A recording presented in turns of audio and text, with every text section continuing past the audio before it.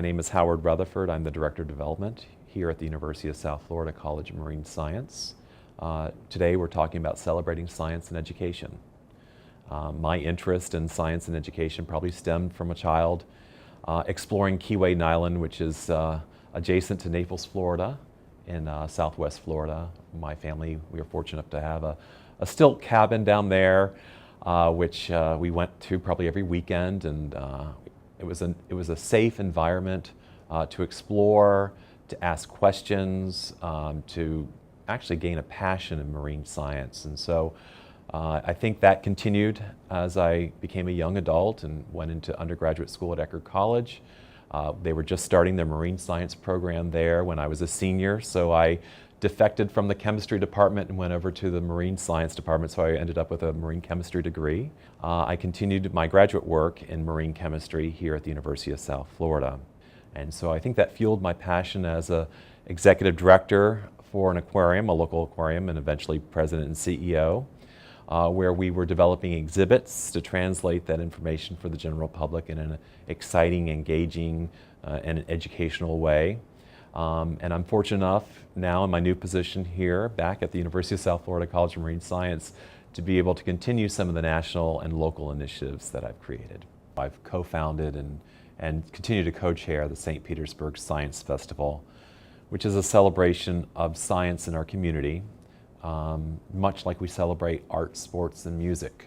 So the idea is that it's a fun, festive environment, and we have grown to over 200 exhibitors, or, I hate to say exhibitors, but these are companies, these are colleges, these are groups that are interested in engaging families in learning about science, technology, engineering, arts, and mathematics. And so also have been able to co-found the Florida Teen Science Cafe Network, which our partners across the bay in Tampa include the Florida Aquarium, and down in Sarasota, Mote Marine Lab, where we're developing leadership skills with our youth. There are youth leadership teams in each of those three communities, including St. Petersburg, and they basically run the whole program from identifying topics of interest to them. We align their topics with the scientists, and we train the scientists to effectively communicate their messaging to kids, and they actually do a dry run of their presentation with the youth leadership team in one of their respective communities before they do the circuit. So each scientist presents 3 times at each of the different sites. And what we've seen is that, I think there's a way for us to humanize science and scientists, that bringing the scientist out of their house and home, and in the case of the Teen Science Cafe, and also in the case of the Science Festival, and also in the case of the Adult Science Cafe series that we run.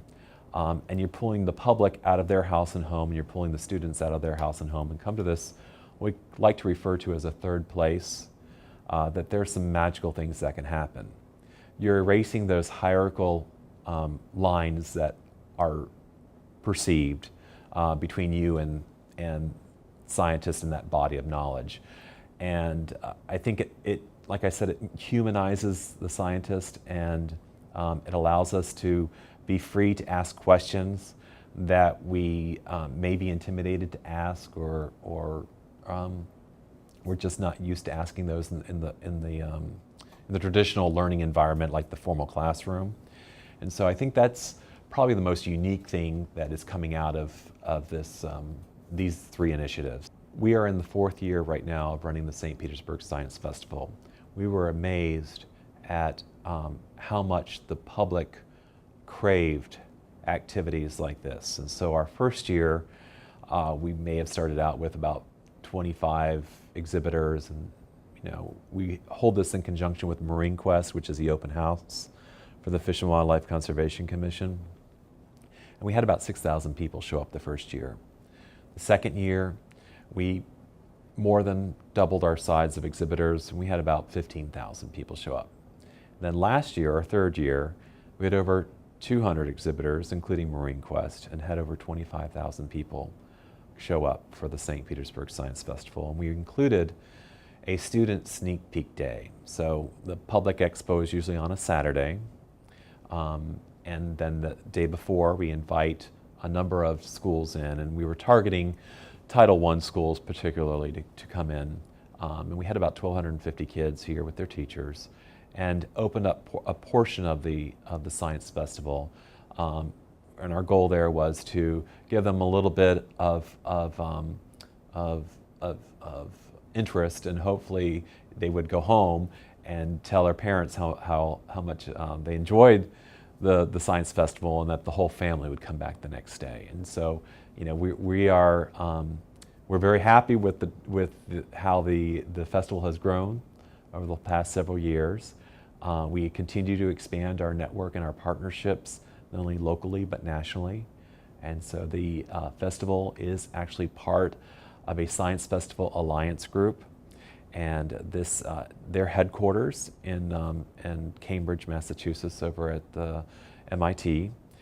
And we are probably one of 42 now. I think there's 42 festivals that are part of this network across the country and around the world. You know, the festival's actually started in Europe, and so we're a little behind Europe in the development here, but it has really grown. Most recently, the Alfred P. Sloan Foundation from New York has invested in us to build capacity in our local festival here at St. Petersburg, but also in 3 emerging festivals, new and emerging festivals. So I mentor the Virginia State Science Festival, the Citadel, and their Charleston STEM Festival, and the Indian River Lagoon Festival over in Fort Pierce. The idea that that we're taking this conversation out, the science conversation out, and elevating that the community's consciousness about science. And so it's always interesting for me to go someplace, at a restaurant per se, and you're overhearing a conversation in the table next door, and you hear science actually that conversation taking place, where before it may not have been, you know, cool to talk about science. I think now it's talked about at the water cooler, and I think that's what we wanted to achieve with most of these events, that after they go back to their workplace or to their home, and they're having those conversations. And so I think the outlook is phenomenal. Like I said, we've exponentially increased our attendance at the Science Festival. We're increasing our festivals that are coming online as part of our network.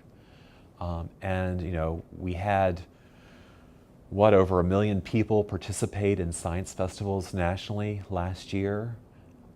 That's an amazing number.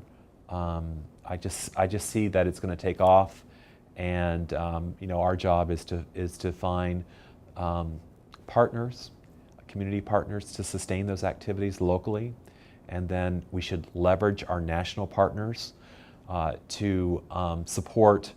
And I'll use Draper Laboratories for an example. Draper Laboratories is in Cambridge, it's in St. Pete, it's in Tampa. They support the St. Petersburg Science Festival at the same level they support the Cambridge Science Festival. And we all participate in the USA Science and Engineering Festival, which is a large festival in DC. It's over 2 days. They have 250,000 people attend that festival within those 2 days. It's just an amazing event. And I think, you know, with some of the media shows that are out there right now, you know, the Big Bang Theory, I mean, to have those celebrities make science cool now. It's okay for, you know, for kids to talk about science and to be nerds. I mean, it's okay. Nerds are cool today. And they've always had been. I mean, I think they're just getting their time right now on stage.